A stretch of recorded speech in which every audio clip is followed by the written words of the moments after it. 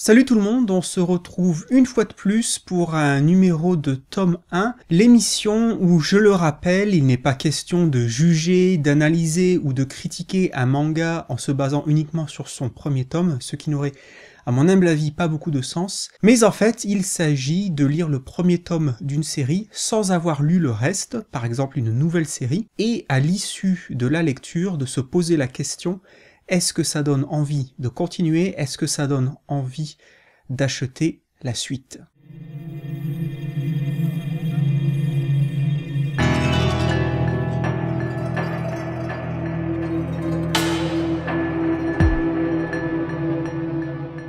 Alors aujourd'hui, je vais m'intéresser au manga Happiness de Chūzō Oshimi. Alors j'avoue que c'est un auteur dont je ne possède aucun manga. Je sais que c'est l'auteur des Fleurs du Mal, et également de Dans l'intimité de Marie, mais ce sont des mangas que je n'ai pas lus, que je ne possède pas. Pour être honnête, ce sont des mangas qui ne m'intéressent pas vraiment, je sais plus ou moins de quoi ils parlent, et voilà, les thèmes qu'ils abordent, les univers, etc. ne m'attirent pas du tout, donc je ne pense pas les lire. Cependant, quand je suis tombé sur Happiness, déjà la couverture en elle-même a attiré mon regard, donc je me suis dit bon, allons-y, achetons le premier tome, voyons de quoi il retourne. Je précise qu'au moment où je fais cette vidéo, seulement 3 tomes sont sortis, et le 4e tome, je crois, est prévu pour le mois d'octobre 2018.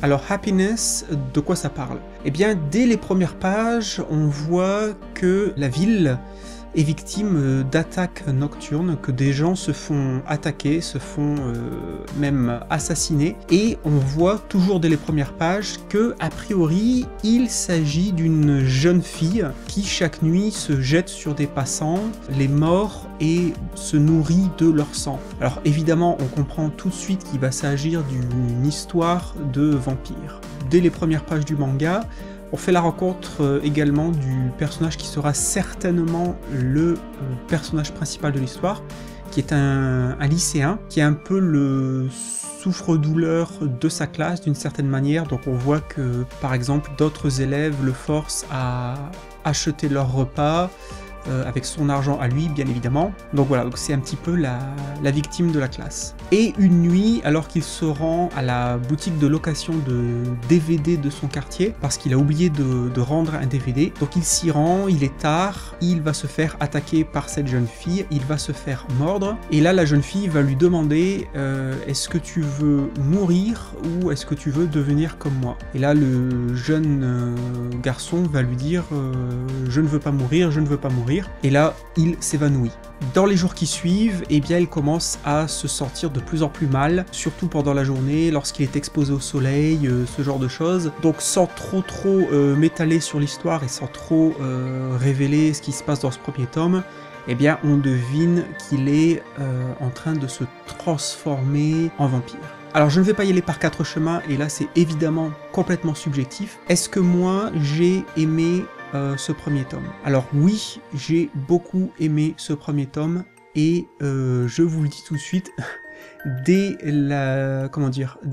que j'ai fini ce premier tome, en fait, j'ai tout de suite commandé les tomes 2 et 3. Je ne les ai pas encore reçus, je les attends, mais j'ai vraiment beaucoup apprécié ce premier tome pour plusieurs raisons. Alors d'abord, j'aime le fait que certes, la thématique des vampires, c'est quelque chose qui est très vieille quelque part, voilà, c'est rien de nouveau, hein, des histoires de vampires, on en a en veux-tu, en voilà, donc c'est quelque chose que normalement on a déjà vu, on a déjà lu, mais j'apprécie ici le fait que ça aborde la thématique du vampirisme de manière plutôt réaliste. En tout cas pour l'instant, il n'y a pas du tout cet aspect romantique qu'on peut souvent attribuer aux vampires, et la transformation graduelle du lycéen est représentée plutôt comme une espèce d'infection, comme une maladie, c'est-à-dire on voit qu'il a des symptômes physiques, il se sent mal, il a des vertiges, il a des espèces d'hallucinations. C'est pas du tout l'histoire du cercueil, des gousses d'ail, de l'eau bénite,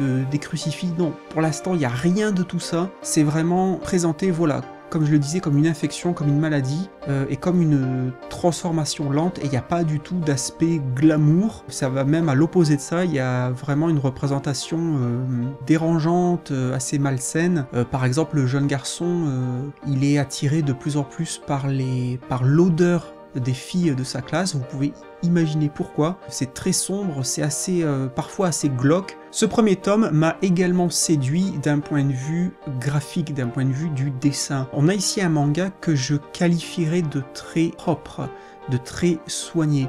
C'est-à-dire que tout est très lisible, on n'est pas dans quelque chose de bâclé, je dirais. Bon, évidemment, c'est complètement subjectif, mais je trouve que l'ensemble est vraiment très soigné. Pour l'instant, il n'y a pas énormément de personnages secondaires, donc on n'a pas de souci à se perdre dans une masse de personnages trop importante, et chaque personnage a des traits physiques très reconnaissables, donc on arrive tout de suite à identifier qui est qui, on n'est pas, voilà, on n'est pas perdu. Toujours au rayon du dessin, il y a quelques effets aussi qui sont sympathiques et assez originaux. Par exemple, chaque fois que le personnage principal, où il se sent partir, il se sent appelé par sa transformation, d'ailleurs qu'il ne comprend pas pour l'instant, il y a des effets de flou, de déformation qui sont assez sympathiques.